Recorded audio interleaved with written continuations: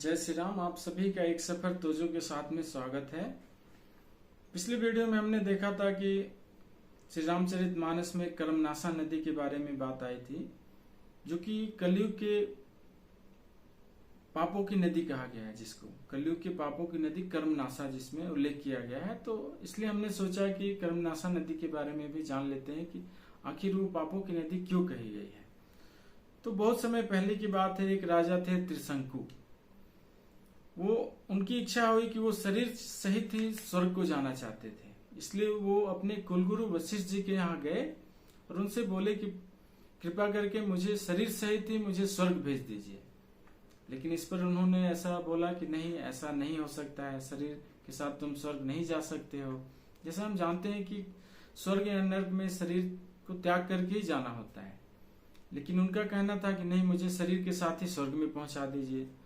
अब उनके मन में इच्छा हुई कि शरीर के साथ ही मैं जाऊं ताकि मैं देख पाऊं कैसा होता है, लेकिन वो गुरु की बात को नहीं माने। तब जो गुरु की बात ही नहीं मान रहे, वो किसकी बात मानेगा। अब गुरु की बात नहीं माने, उसके बाद वो चले गए वशिष्ठ जी के पुत्रों के यहाँ चले गए। उन्होंने उनसे निवेदन किया, उनसे भी रिक्वेस्ट किया, मुझे शरीर के साथ भेज दीजिए। तो फिर उनके जो पुत्र लोग थे, वशिष्ठ पुत्र, वो लोग बहुत गुस्सा गए कि तुम गुरु की बात नहीं मान रहे हो और ऐसी बातें कर रहे हो कि शरीर के साथ मुझे स्वर्ग भेज दीजिए।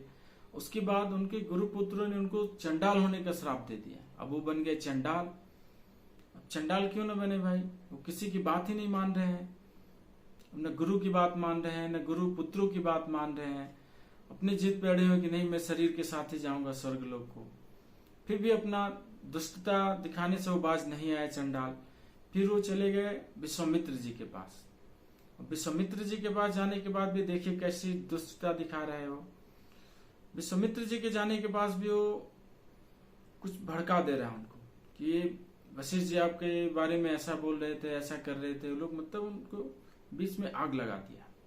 तो दुष्ट ऐसे ही होते हैं, जैसा हमने बात किया कि दुष्ट लोग कैसे होते हैं, दूसरों की बुराई करते हैं और दूसरों की बातें ही देखते रहते हैं।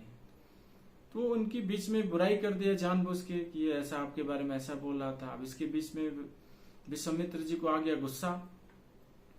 उसके बाद वो अपने तपोबल से उसको शरीर के साथ ही स्वर्ग लोक को भेजने लगे। वो शरीर के साथ स्वर्ग लोक जाने लगा। सारे देवता देखकर हैरान हो गए, स्वर्ग लोक में शरीर के साथ ही कैसे आ रहा है। फिर उन्होंने उसको वहीं पर से, जैसे ही वो स्वर्ग लोक की तरफ बढ़ा, उधर से वो लोग पीछे उसको ढकेलने लगे। तो उठा के एकदम पीछे फेंकने लगे कि इधर नहीं जा सकता है शरीर के साथ, क्योंकि ऐसा नहीं हो सकता है, शरीर के साथ कोई स्वर्ग नहीं जा सकता है। फिर विश्वामित्र जी को जब पता चला कि इन्होंने उसको वापस भेज रहे हैं, तो फिर उसको बोले तुम उधर ही रुके रहो। फिर अपने ये तपोबल से उसको उधर फिर स्वर्गलोक में भेज रहे हैं और देवता लोग इसको नरकलोक में भेज रहे हैं वहां से। तो उसको उल्टे मुंह उन्होंने भेज दिया था देवताओं ने। तो न ऊपर जा रहा है न नीचे आ रहा है, बीच में ही अटक गया। जैसे सैटेलाइट होते हैं, बीच में ही अटक जाते हैं, सैटेलाइट की तरफ बीच में ही अटक गया है। अब इसका मुंह नीचे झुका हुआ था धरती की तरफ। अब इसके मुंह से, जबकि ये चंडाल था, अब चंडाल के मुंह से लार लगातार निकलते रहता है।